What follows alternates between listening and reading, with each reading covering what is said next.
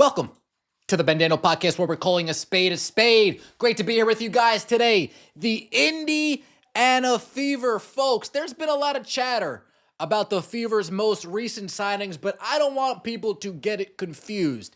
The Indiana Fever have the best starting five in the WNBA. So if you're a fan of another team and you see some people talking about the Fever and they disagree with the Coach White, don't get it fucked up.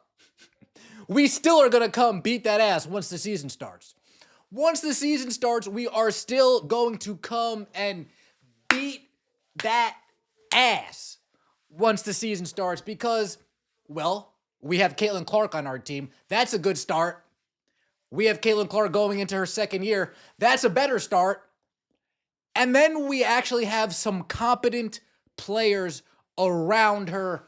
Finally, that is the icing on top. I said DeWanna Bonner would have been enough. We got DeWanna Bonner. We got Natasha Howard.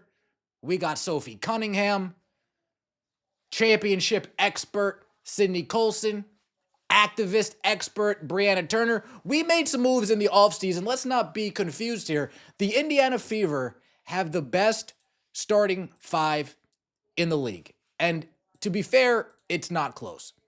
What do I mean by that? Indiana Fever, in the top 30 when it comes to scoring, we have 5 players in the top 30.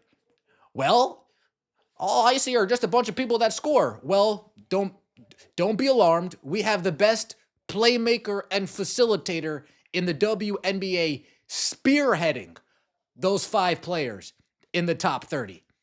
And conveniently enough for the Indiana Fever, those 5 players in the top 30 happen to be our starting 5. Oh, it's wonderful.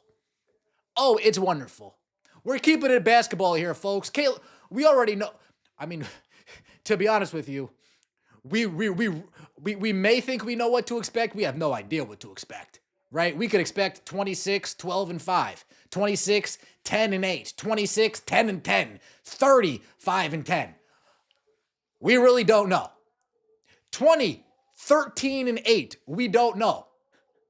Caitlin Clark, her second year is going to be epic in my mind. The jump from year 1 to year 2 is going to be clear as day. There's not going to be any sophomore slump. She's going to pick up right where she left off and then some. Because she's actually had a full off season to train to get better. She has a staff around her. She calls Keith, meet me at the gym, 6:30 in the morning, time to work out. I got an appointment over here with the Swifties at 3 p.m. I need to get up 1,000 shots before then. She has access to that now. The offensive bag, as the kids like to say, is going to be deeper now. She's going to have more confidence in that bag. She averaged 19 points per game last year. That's going to go up. Regardless. That's going to go up regardless because we're not going to have that slow start where she only averaged 17, 6 and 6, something along those lines. Oh, what a slow start. What a slow start. There's going to be no slow start. We're going to pick up averaging 20 off the gate. Then sprinkling a couple 30 points in there. I wouldn't be surprised if she erupts and goes off for 40 one night. Let's be real. So Caitlin Clark, boom. MVP. Expectations, right? Caitlin Clark, Nafisa Collier, A'ja Wilson. Only 3 people in MVP considerations heading into next year, right? We like to say that they gutted Aces. Well, if A'ja Wilson carries that gutted Aces team to the finals berth, okay. Not what Caitlin Clark's going to be doing, but at least fair. Is that fair? Nafisa Collier, all Nafisa Collier has is Kayla McBride. She's got good role players around, but let's be real. All she has is Kayla McBride. If Nafi can take her and Kayla and the rest of that team to the finals again, yeah, she needs to be in consideration as well. I just think that what Caitlin Clark's going to be doing this year is going to be insanely incredible. Kelsey Mitchell, folks, remember Kelsey Mitchell came later on in the season, and I use the terms later on loosely. What was it? 6, 7, 8 games in, whatever it was, recovering from injury. And then it takes her a few games after that to get back into the swing of things. Remember, we started the season with Erica Wheeler in the starting lineup because Kelsey was hurt. Kelsey shot, 46%, 46.8% this past year. Don't be surprised if Kelsey Mitchell's shooting near 50%. She's going to be more primed, more ready, more confident playing next to Cece for a second year. She's going to be used to some of the looks that she's going to be seeing on the offensive end next year. And then she's going to have spacers like DeWanna Bonner, Caitlin Clark, and Natasha Howard on the floor. Spacers like DeWanna Bonner, Caitlin Clark, Lexi Hall, Sophie Cunningham on the floor. Spacers like Damaris Dantas on the floor. So don't be surprised if we see Kelsey Mitchell's average jump exponentially. I'm thinking 22 points per game, 48% from the field. DeWanna Bonner has been playing in Connecticut. The best offensive player, DeWanna Bonner, the best offensive creator, Marina Mabry, over the last 2 years. Teams were able to double DeWanna Bonner on the Connecticut Sun. Teams aren't going to be able to double DeWanna Bonner here on the Fever. You put a baby on DeWanna Bonner, we're going to have the ability to spread the floor out. Hey, go post that young buck up. DeWanna Bonner has that inner game. Catch and shoot, off the dribble, spot up, face up, back to the basket. She's literally a 3-level scorer. There's going to be no helping off their defender to double and shade DeWanna Bonner. It's going to be none of that this next season. I'm telling you, the starting five is going to be the best in basketball. I don't care who the New York Liberty tried out there. Brianna Stewart has lost me.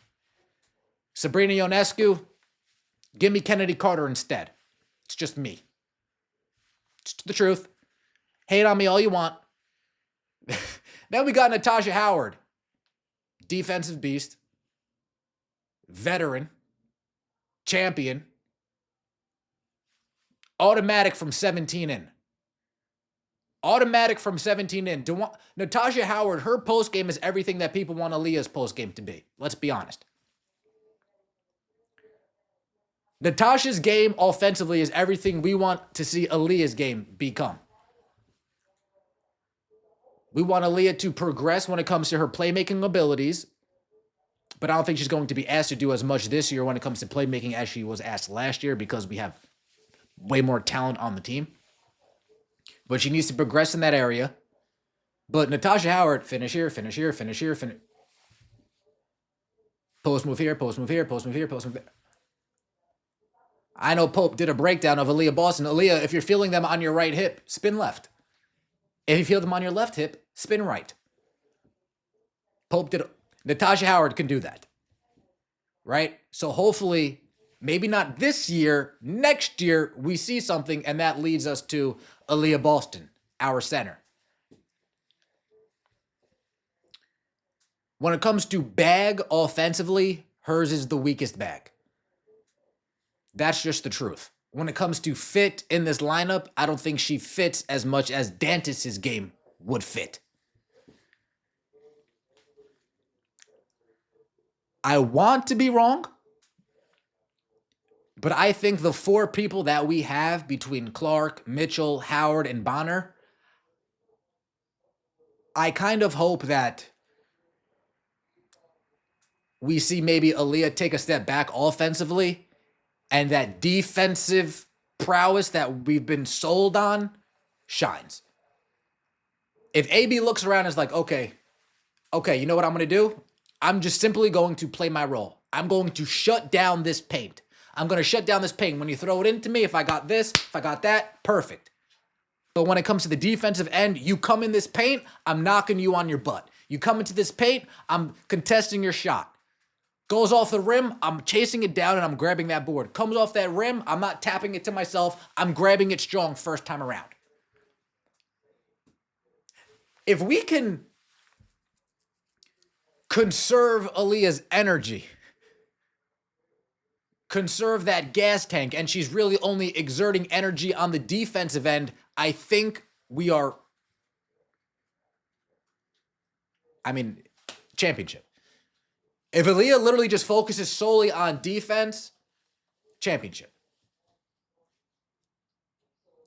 I don't want to compare, but I don't want to make the comparison because their games are so similar. But Serge Ibaka with the Thunder, if Serge Ibaka just just continue to do what he did when he first got on the league and didn't start stretching his game to the midi and then stretching his game to the three and then doing this. If Serge Ibaka kept being the rim runner, finisher, rim protector that he was, the Thunder wouldn't have broken up and they would have had a ring.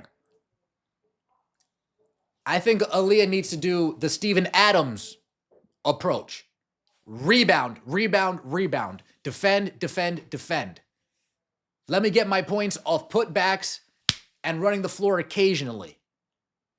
But I'm not going to be dribbling, doing this, dribbling, doing that. If we can get that from Aaliyah, but that's not what you expect out of the number 1 overall pick at the end of the day. But with the team that we have, that's all we need from her. We don't need anything more. Fever have the best starting 5 in the league. They are going to get to the finals, and if they don't, that's an indictment on Stephanie White, not an indictment on these players.